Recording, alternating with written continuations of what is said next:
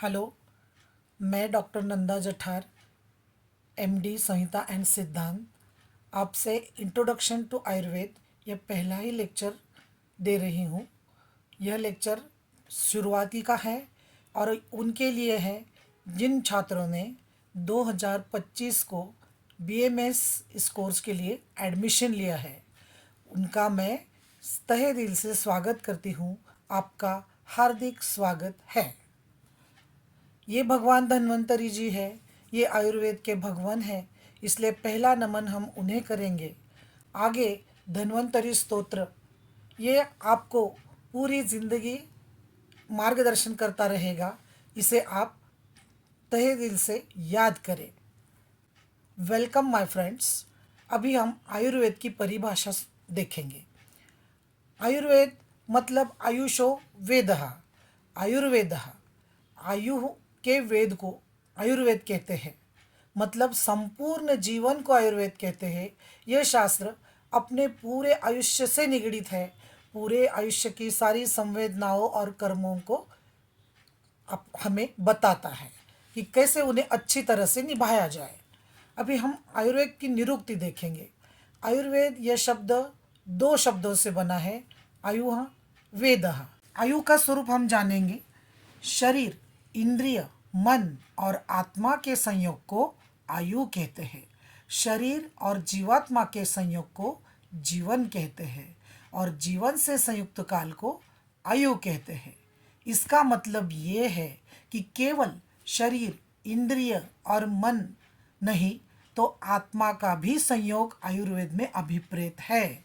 और जब तक शरीर और जीवात्मा का संयोग है उसी काल को जीवन कहते हैं और उस जीवन से जो संयुक्त काल है उसे आयु कहते हैं। जीवात्मा का संयोग से शरीर या जीवात्मा किसी एक का भी विघटन हुआ तो जीवन बचता ही नहीं और वो संयुक्त काल वही खत्म होता है जिसे हम आयु कहते हैं। अभी आयु के पर्याय ऐसे है आयु, धारी, जीवित, नित्यग और अनुबंध। ये उसके पर्यायी नाम हैं। अभी वेद का शब्द ऐसा होता है कि ज्ञान, जिसे जाना जाए, वेत्ति, शायते। इससे आयुर्वेद यानी आयुष्य को जानना ऐसा अर्थ होता है। आयुष्य के बारे में जानना ऐसा अर्थ होता है। अभी ये आयुष्य कैसा होना चाहिए? आचार्य चरक जी ने कहा है उनके सूत्र स्थान में, हिताहितम सुखम दुखम आयुस्तस्य हिताहितम मानंच तच्च यत्रोक्तम आयुर्वेद स उच्यते। तो जिस शास्त्र में हितायु, अहितायु, सुखायु और दुखायु इन चार प्रकार की आयुओं का वर्णन किया है, माने यानी कि हित कर क्या, अहित कर क्या, द्रव्य, गुण, कर्म का वर्णन, आयु के प्रमाण का विवेचन और आयु के स्वरूप का वर्णन किया जाता है, उसे आयुर्वेद कहते हैं। आयुर्वेद में इतना बड़ा अर्थ छिपा हुआ है। अभी हम एक के बाद एक देखेंगे कि हितायु क्या होती है। तो हितायु के गुण देखो, मतलब जिस आयु से हमारा हित होता है वो हितायु। पहला मुद्दा है जो व्यक्ति सबका हितैषी है, मतलब सबका हित करता है, हित मन में उसे सबके बारे में हित हो ऐसा लगता है।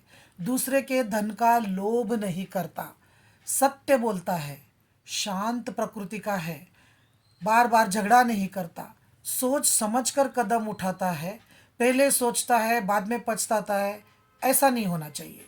सावधान रहता है, मतलब अलर्ट रहता है, प्रिकॉशंस लेते रहता है, धर्म, अर्थ, काम विरोध रूप से प्रयोग करता है। मतलब जो हमारे चार पुरुषार्थ माने गए हैं, धर्म, अर्थ, काम तथा मोक्ष, तो पहले जो तीन पुरुषार्थ बताए गए हैं, धर्म, अर्थ तथा काम, ये विरोध रहित रूप से प्रयोग करता है। मतलब सब समझने के बाद प्रयोग करता है तो उसे मोक्ष प्राप्ति होती है। पूज्य जनों की पूजा करता है, मतलब उन्हें आदरपूर्वक सम्मान करता है उनका। ज्ञान विज्ञान संपन्न है, मतलब कम से कम अज्ञानी तो नहीं है, थोड़ा बहुत तो ज्ञान होना चाहिए। अभी इसमें इसमें जितने भी मुद्दे हैं, जितने भी पर मुद्दे एकाध व्यक्ति में आपको दिखाई दे तो उसी परसेंटेज में उसको हित मिलेगा। और हितायु ये ऐसी आयु है, भले ही वो तुम्हें सुख ना दे, लेकिन भविष्य काल में आपका हित जरूर सोचेगी या दिलाएगी, उसे हितायु कहते हैं। राग, द्वेष, मद, मान के वेगों को नियंत्रित, षड रिपु जो बोले हैं, वेगों से मन नियंत्रित होना चाहिए, उनका आदी नहीं होना चाहिए। जो दानशील है, मतलब अपनी वस्तुओं दूसरों को देने में संतोष मानता है, तपस्या, ज्ञान और शांति का प्रेमी है, उसकी आयु हितायु कहलाती है। मतलब ये जब जो सारे वर्णन मैंने किए हैं, वो जिस व्यक्ति में जितने गुण दिखेंगे उतने प्रतिशत उसका हित होगा। अभी ये मैंने जो सारा वर्णन किया है, ये सारे गुण एक व्यक्ति में तो नहीं दिखेंगे, तो जितने गुण अच्छे उसके उसके विराजमान होंगे शरीर में, मन में, तो उसको भविष्य में उतना फायदा होगा, हित होगा। इसलिए वो सारे गुण चरकाचार्य जी ने वर्णन किए हैं।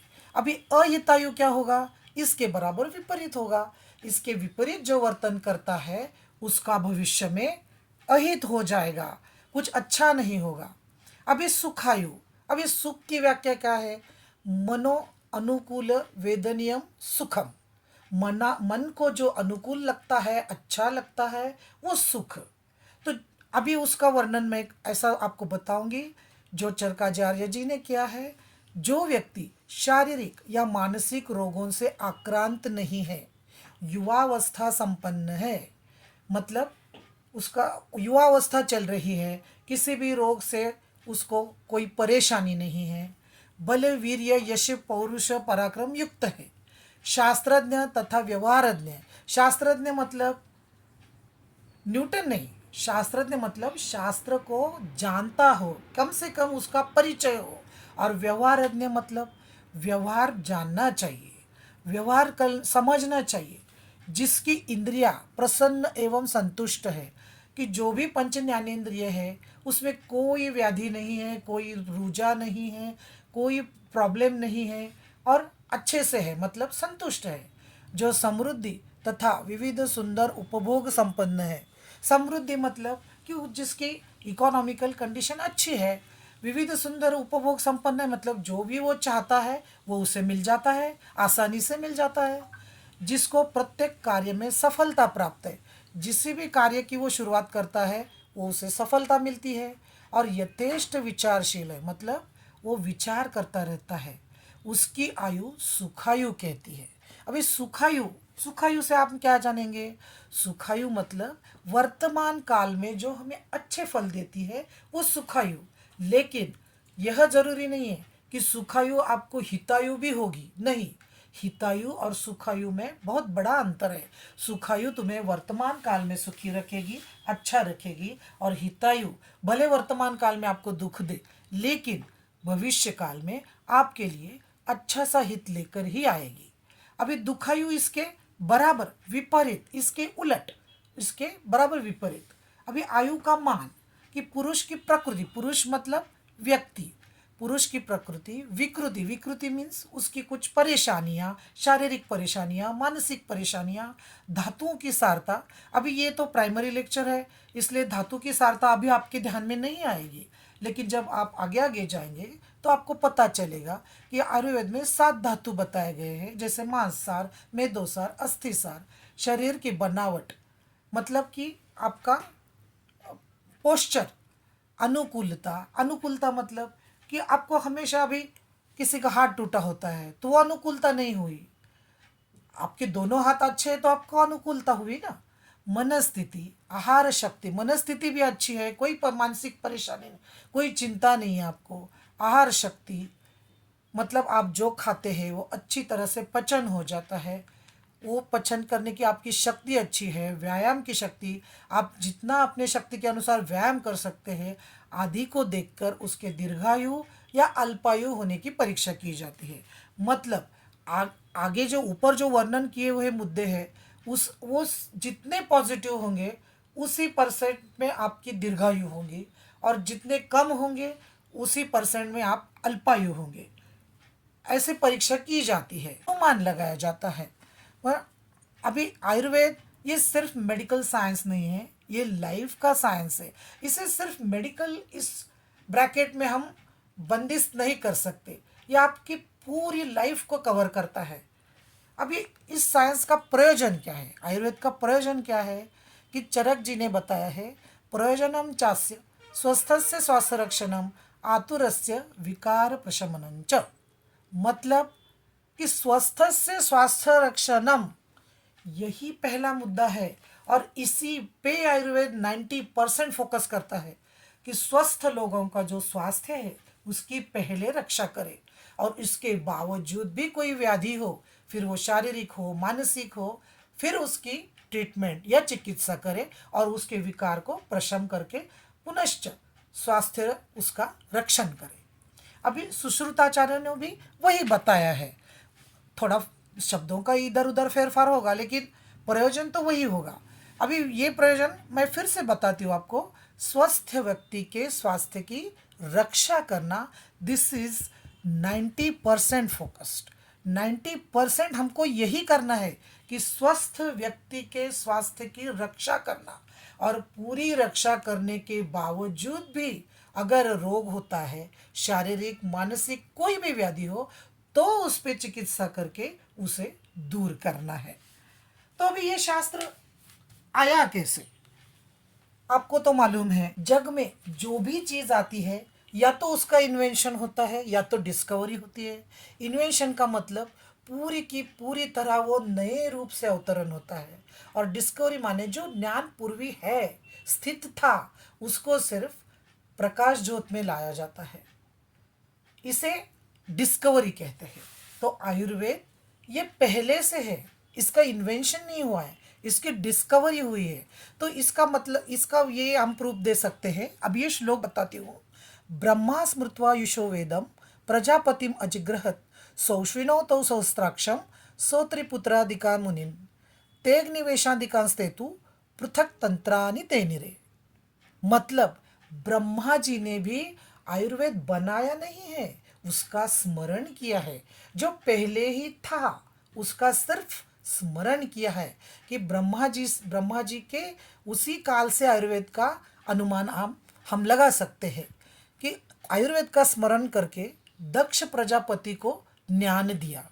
अभी दक्ष प्रजापति ने फिर देव वैद्य, मतलब जो देवों के वैद्य थे, अश्विनी कुमार दो थे, अश्विनी कुमार, उनको दिया, उनको आयुर्वेद का उन्होंने उपदेश किया।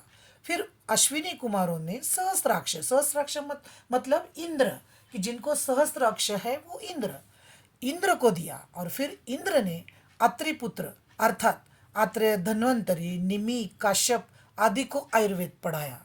और फिर आत्रेय आदि ने अग्निवेश आदि शिष्यों को इस आयुर्वेद का उपदेश किया। और फिर अग्निवेश आदि सभी शिष्यों ने अपना अपना पृथक तंत्र ग्रंथ बनाया और आयुर्वेद की प्रगति आगे आगे होने लगी। अभी देखो, ब्रह्मा जी के बाद दक्ष प्रजापति के बाद अश्विनी कुमार के बाद सहस्त्राक्ष मतलब इंद्र ने अत्रिपुत्रादि मुनि, आत्रेय, धन्वंतरी, निमि, काश्यप आदि, और उन्होंने अग्निवेश आदि उनके शिष्य जो अग्निवेश, भेल, परशर, जतुकर्ण वगैरह वगैरह, उनको ये सब आयुर्वेद पढ़ाया। आयुर्वेद का स्वरूप क्या है? आयुर्वेद का स्वरूप है उसके 8 ब्रांचेस है, 8 शाखाएं हैं कि काय बाल ग्रहोद्वांग शल्य द्रष्टा जरावृषान अष्टावंगानी तस्याहु चिकित्सा येषु संश्रिता। इसके 8 अंग है, 8 शाखाएं हैं। काय चिकित्सा, बाल चिकित्सा, ग्रह चिकित्सा, ऊर्ध्वांग मतलब शालाक्य चिकित्सा, शल्य चिकित्सा, दंष्ट्रा चिकित्सा, जरा चिकित्सा और वाजीकरण चिकित्सा। अभी आयुर्वेद उत्पन्न हुआ है ऐसा कहीं भी वर्णित नहीं है। मैंने तो अभी आपको वो सभी बताया है कि उसकी सिर्फ डिस्कवरी हुई है, वो इन्वेंटेड नहीं है। आयुर्वेद की तुलना आचार्य ने अमृत से की है। जिस प्रकार अमृत सेवन से व्यक्ति के सभी रोग नष्ट हो जाते हैं, उसी प्रकार इसका सेवन भी व्यक्ति को अमर बनाता है और सभी प्रकार से हितकारक होता है। अमर का मतलब है लंबी आयु। आयुर्वेद भी सभी रोगों को नष्ट कर व्यक्ति को स्वस्थ, शक्तिशाली, दीर्घायु, धर्म, अर्थ तथा सुख को भोगने के योग्य बनाता है, जिससे मनुष्य मोक्ष की प्राप्ति कर सके। आचार्य वाग्भट यह ग्रंथ काय चिकित्सा प्रधान है। अभी उनके ग्रंथकार है आचार्य चरक जी है, आचार्य सुश्रुत जी है और आचार्य वाग्भट, ये सबसे महान ग्रंथकार है। अभी वाग्भट चिकित्सा प्रधान है, इसलिए 8 अंगों की गणना में काया चिकित्सा को प्रथम स्थान में रखा गया है। और सुश्रुत संहिता शल्य प्रधान ग्रंथ होने के कारण उसमें आयुर्वेद के 8 अंगों को विभाजन में शल्य शालक्य के बाद चिकित्सा का वर्णन किया है। बस थोड़ा बहुत उल्टा पुलट है, लेकिन सभी ने 8 अंगों का वर्णन किया है। अभी उन 8 प्रकारों का विवेचन करेंगे। अभी पहला अंग है काय चिकित्सा। काय चिकित्सा नाम सर्वांग संश्रिता नाम व्याधि नाम ज्वर रक्त पित्त शोषोन्माद अपस्मार कुष्ठ मेहातिसारादि न उपशमन अर्थम। सुश्रुत सूत्र स्थान। अभी ये ग्रंथकारों ने ये सूत्र कहाँ पे लिया है, ये हमें ब्रैकेट में लिखना पड़ता है। अभी पहले लेक्चर में आपको इतने डिटेल में जाने की कोई ज़रूरत नहीं है, आगे आगे आप सीख जाएंगे। अर्थात ज्वर रक्त पित्त शोष उन्माद अपस्मार कुष्ठ प्रमेह और अतिसार, ये सब व्याधि के नाम है, ये सब डिसीजेस है आदि संपूर्ण शरीर में फैले रोगों की शांति किस प्रकार से की जाती है, इस विषय का वर्णन जिस अंग में किया जाता है उसे काय चिकित्सा कहा गया है। अभी इसके 2 अधिष्ठान बताए गए हैं कि शरीर और मन, कि शरीर को भी व्याधि हो सकती है, मन को भी व्याधि हो सकती है, और दोनों की व्याधि का जहाँ वर्णन है वो काय चिकित्सा। यहाँ मुख्य रूप से जाठराग्नि चिकित्सा का वर्णन किया गया है। जाठराग्नि मतलब पाचक शक्ति, जो हम खाना खाते हैं उसे पचाने की जो ताकत है उसे पाचक शक्ति बोला गया है, बताया गया है। तो मानसिक व्याधियों का यहाँ वर्णन नहीं है। काय चिकित्सा में महत्व को बताते हुए और भी कुछ कहा है, वो भी हम देखेंगे कि जिसका नित्य उपयोग किया जाता है, नित्योपयोगे दुर्बोधम सर्वांग व्यापी भावता संगृहीतम विशेषेण यत्र काय चिकित्सितम। जिसका नित्य उपयोग किया जाता है मतलब हमेशा यूज किया जाता है, जिसका ज्ञान बहुत ही कठिनता से होता है, जो सभी 7 अंगों में व्याप्त है। ये इसकी विशेषता है कि काय चिकित्सा ये और 7 अंगों में भी यूज करनी पड़ती है, मतलब उसी से भी उनका संबंध रहता है, उसी चिकित्सा का विशेष रूप से संबंध रहता है। अभी काय चिकित्सा के 2 अर्थ है, संपूर्ण काया और जाठराग्नि की चिकित्सा। अभी जाठराग्नि के समान रहने पर शरीर स्वस्थ रहता है। अगर आपका पाचन ठीक हुआ तो आप ठीक है, पाचन बिगड़ गया तो स्वास्थ्य को धोखा पहुंच जाता है। अभी स्वस्थ आयु निर्भर किस पे करती है, जाठराग्नि का समान रहना, प्राकृत रहना। इसलिए विशेष रूप से काय चिकित्सा पर ध्यान देते हुए 7 अंगों में जो विभाजन किया है उसमें हर एक बात में जाठराग्नि का विचार ज़्यादा % में किया गया है। और चिकित्सा देते हुए भी वयस्क को और बच्चों को अलग मात्रा में औषधि दी जाती है। अभी दूसरा अंग है कौमार भृत्य। कौमार भृत्य मतलब बाल रोग। वे कौमार भृत्यम नाम कुमार भरण धात्री क्षीर दोष संशोधनार्थम दुष्ट स्तन्यग्रह समुत्थानांच व्याधि नाम उपशमनार्थम। कि आयुर्वेद के जिस अंगों में बालकों का पोषण मतलब न्यूट्रिशन, धात्री के दुग्ध के दोष, संशोधन उपाय तथा दूषित दुग्धपान और ग्रहों से उत्पन्न व्याधियों का चिकित्सा वर्णन, मतलब कि ब्रेस्ट फीडिंग, तो उसमें प्राकृत क्या है, विकृत क्या है, उसका वर्णन है। और ग्रह, समझो कि बालकों को नज़र लग जाती है, कुछ भूत पिशाच की बाधा हो जाती है, तो उसका भी वर्णन कौमार भृत्य में बालकों के बारे में उस इसमें आया हुआ है। अभी तीसरा अंग है ग्रह विद्या। भूत विद्या नाम देवासुर गंधर्व यक्ष रक्ष पितृ पिशाच नाग प्रहाद उपसृष्ट चेतसाम शांति कर्म बलिहरणादि शमनार्थम। अभी देखो, आयुर्वेद में देव, दैत्य, गंधर्व, यक्ष, राक्षस, पितर, पिशाच, नाग आदि ग्रहों से पीड़ित चित्त वाले रोगियों को शांति पाठ, बलि प्रदान, हवन आदि ग्रह दोष शामक क्रियाओं का वर्णन किया गया हो, उसे भूत विद्या कहते हैं। अभी आगे है शालक्य तंत्र। शालक्य तंत्र मतलब शालक्य का अर्थ ही होता है कि जत्रु ऊर्ध्व भाग स्थित, जत्रु मतलब गला, उसके ऊपर जो जो भाग है उनके बारे में जो तंत्र बताता है उसे शालक्य कहते हैं। मतलब नासिका, नेत्र, मुख, कान आदि में होने वाले रोगों की शांति का वर्णन इसमें है। तथा शलाका यंत्रों के स्वरूप, अभी ये सब जो ऑर्गन्स है, मतलब कान हुआ, नेत्र, मुख, नासिका, कि ये नैरो है, तो इसमें चिकित्सा करते समय हमें कुछ शलाका यंत्रों का उपयोग करना पड़ता है, इसलिए भी इसको शालक्य तंत्र कहते हैं।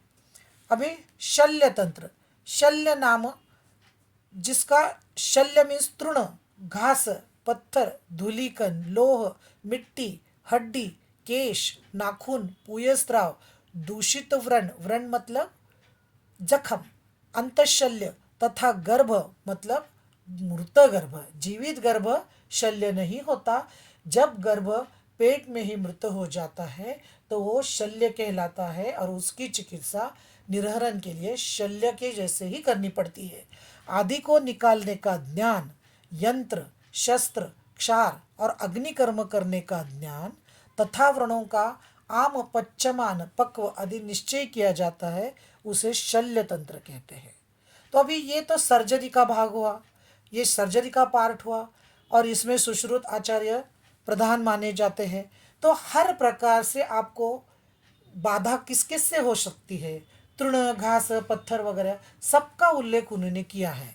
अभी ये सब करते हुए, उसकी चिकित्सा करते हुए यंत्र, शस्त्र, क्षार और अग्निकर्म करना पड़ता है। तथा व्रण मतलब जखम, तो उसकी अवस्था है आम, पच्यमान और पक्व, मतलब शुरू की अवस्था, बीच की अवस्था और लास्ट की अवस्था, ऐसा निश्चय जो बताता है उसे शल्य तंत्र ऐसा कहते हैं। अभी अगध तंत्र, अगध तंत्र मीन्स दंष्ट्रा। अभी सर्प, कीट, लुता, चूहा और भी कुछ प्राणी हैं, उनके काटने से जो उत्पन्न विष लक्षण होते हैं उनको पहचानना तथा उन पर चिकित्सा करना, ये इस अगध तंत्र में बताया गया है। अब ये पहचानने के लक्षण अनेक प्रकार से स्वाभाविक, कृत्रिम और संयोग विष। अतः स्वाभाविक मतलब कि कुत्ते ने काटा तो वो तो स्वाभाविक हो गया। कृत्रिम मतलब कि पुराने काल में और अभी भी खाने में विष मिलाते हैं, कुछ वस्त्र प्रावरणों में विष मिला के पहनने को देते हैं, तो उसे कृत्रिम कहते हैं। और संयोग विष मीन्स दो विषों को एकत्र करके उसके उत्पन्न हुए नए विष जो अधिक शक्तिशाली होता है उसका एक आध व्यक्ति पे प्रयोग करना।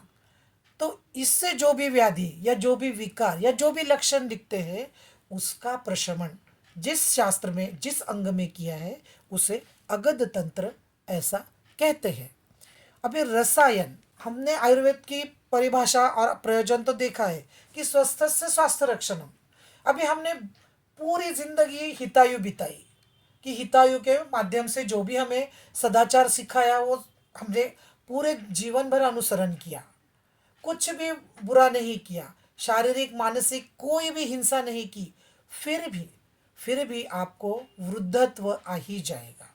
तो इस वृद्धत्व को हम टाल तो नहीं सकते, लेकिन उसे थोड़ा आगे पोस्टपोन कर सकते हैं। और जो तारुण्य अवस्था है या सभी धातु इंद्रियों की जो समर्थ अवस्था है उसको अधिक काल बनाए रखते हैं। उसके लिए जो शास्त्र जो अंग हमें बताता है उसे रसायन कहते हैं। कि युवावस्था को अधिक समय तक बने रखने के उपाय, आयु, धारणा, शक्ति और बल की वृद्धि मतलब सिर्फ आयु ही नहीं बढ़ाता, ये बल भी बढ़ाता है और शरीर की स्वाभाविक रोग प्रतिकारक शक्ति की भी वृद्धि करता है। तो इसे रसायन तंत्र कहते हैं। आप उसे टॉनिक के बारे में सोच सकते हैं, लेकिन टॉनिक और रसायन में थोड़ा अंतर है। अभी उसके बाद वाजीकरण, वाजीकरण मतलब अल्प, आठवां अंग है ये आयुर्वेद का। अल्प, दुष्ट, क्षीण या शुष्क वीर्य वाले मनुष्यों के वीर्य की पुष्टि, शोधन, वृद्धि, उत्पत्ति तथा स्वस्थ लोगों में मैथुन के समय हर्ष बढ़ाने के लिए जो वर्णन किया जाता है उसे वाजीकरण तंत्र ऐसा कहते हैं। अभी ये सब व्याख्याएं हैं जो चरक आचार्य ने जी की है, सुश्रुत आचार्य जी ने की है और अष्टांग हृदय आचार्य जी ने की है। अभी इनके अनुसार उन्होंने थोड़ा क्रम आगे आगे और पीछे कर दिया है। अभी चरक ये काय चिकित्सा प्रधान थे, तो उन्होंने काय चिकित्सा पहले लिया, उसके बाद शालक्य, उसके बाद शल्य, फिर विषगर, फिर भूत विद्या, फिर कौमार और फिर रसायन और बाजीकरण, ऐसा क्रम लगाया। अभी सुश्रुत जी ये तो सर्जरी के थे, शल्य तंत्र के थे, इसलिए उन्होंने पहले शल्य तंत्र लिया, बाद में शालक्य तंत्र, काय चिकित्सा, फिर भूत, कौमार, रसायन, अगध, रसायन, वाजीकरण, ऐसा क्रम लिया। फिर अष्टांग हृदय मतलब वाग्भट जी के अनुसार वो भी काय चिकित्सा प्रधान थे, तो उन्होंने भी पहले काय चिकित्सा लिया, फिर बाल रोग लिया, फिर ग्रह, फिर शालक्य, फिर शल्य, दंष्ट्रा, जरा, वृषण। तो थोड़ा बहुत आगे पीछे है, लेकिन आठ के आठ पूरे अंग हर किसी ने बताए हैं। अभी ये तो बिल्कुल प्राइमरी नॉलेज हुआ आयुर्वेद का, कि जो जिन्हें आयुर्वेद बिल्कुल भी मालूम नहीं है ये उनके लिए है। और ये मर्म शारीर जो है ये तो एक्चुअली एनाटॉमी में आता है, लेकिन ये ऐसा शारीर है या ऐसा ज्ञान है जो पूरे जगत में और किसी भी मेडिकल साइंस ने नहीं बताया। ये सिर्फ और सिर्फ और सिर्फ आयुर्वेद की खासियत है कि मर्म व्याख्या मारेंती इति मर्मानी, कि जो शरीर में ऐसे कुछ वाइटल पॉइंट्स होते हैं कि जिस पर अगर मार लगता है या कुछ बाधाएं उत्पन्न होती है या कुछ चुभता है तो वो नॉर्मल से ज़्यादा परेशान करते हैं, उसे मर्म कहते हैं। तो जिस पर आघात होने से मृत्यु आती है या तो फिर कुछ ना कुछ प्रॉब्लम ये हो जाती है या नॉर्मल प्रॉब्लम से ज़्यादा पीड़ा होती है, उसे मर्म कहते हैं। अपिच मरणवत दुख कारित्वात्, मतलब मरण प्राय वेदना जो देता है उसे मर्म कहते हैं। मर्मानी नाम मांस सिरा स्नायु अस्थि सन्निपात, मतलब कि मांस मर्म होते हैं, सीरा मर्म होते हैं, स्नायु मर्म होते हैं, अस्थि मर्म होते हैं, संधि मर्म होते हैं या उनके सन्निपात भी, इन सभी को मर्म कहते हैं। तेषु स्वभावता एवं विशेषेण प्राणाः तिष्ठन्ति, यहाँ प्राण विशेष रूप से रहते हैं, मतलब कि वहाँ वाइटलनेस ज़्यादा होती है, वाइटल पॉइंट्स होते हैं कि जहाँ पर आपको कुछ प्रॉब्लम हुई तो वो प्रॉब्लम आपको 10 पट 100 पट या हजारों पट वेदना या प्रॉब्लम अधिक बढ़ाती है, जो नॉर्मल नहीं होता। सुश्रुत जी के अनुसार मांस सिरा स्नायु अस्थि संधि ये पांच भी रचना एकत्र जब आती है तब उनको मर्मस्थान ऐसा कहते हैं, और यहाँ विशेष रूप से प्राण रहते हैं, इसीलिए उसे मर्मस्थान या प्राण के अधिष्ठान कहते हैं। और ये इतना मुख्य भाग है। ऐसे हम जब चिकित्सा में देखते हैं, व्यवहार में देखते हैं, तो आप सोचते होंगे कि दोनों एक जैसा एक साथ प्रॉब्लम हुई है, फिर भी एक को उपशय मतलब एक का व्याधि जल्दी अच्छा होता है, दूसरे का व्याधि इतने जल्दी अच्छा नहीं होता, या तो कुछ प्रॉब्लम्स हो जाती है या कुछ साइड इफ़ेक्ट्स हो जाते हैं। तो ऐसा क्यों होता है कि शायद जो दूसरा व्यक्ति है उसके मर्म पे आघात हुआ हो या मर्म पे व्याधि हुआ हो, इसलिए उसे जल्दी से उपशय नहीं मत आता, मतलब वो व्याधि का संशमन जल्दी नहीं होता। तो मर्म शारीर ये आयुर्वेद की खासियत है कि जिससे अनेक व्याधियों के अनेक व्याधियाँ जो जल्दी अच्छी नहीं होती, पूरा का पूरा हम प्रयत्न करके भी उस रुग्ण को उतना उपशय नहीं मिलता, उतना सौख्य नहीं मिलता, तो हमें ये सोचना चाहिए कि जरूर यहाँ किसी मर्म पे आघात हुआ हो या किसी मर्म को बाधा हुई हो। तो मर्म शारीर ये एक्चुअली आता है एनाटॉमी में, लेकिन ये आयुर्वेद का एक बहुत ही विशेष विशेष टॉपिक है। इसका हमें चिकित्सा करते समय बहुत ख्याल रखना पड़ता है। अभी आगे के लेक्चर्स में, ये तो प्राइमरी लेक्चर हुआ, पहला लेक्चर हुआ, आगे के लेक्चर्स में प्रथम वर्ष के विद्यार्थियों को मैं धीरे धीरे गहराई में जाकर आगे के लेक्चर भी इसी प्रकार आपको देती रहूँगी। Thank you.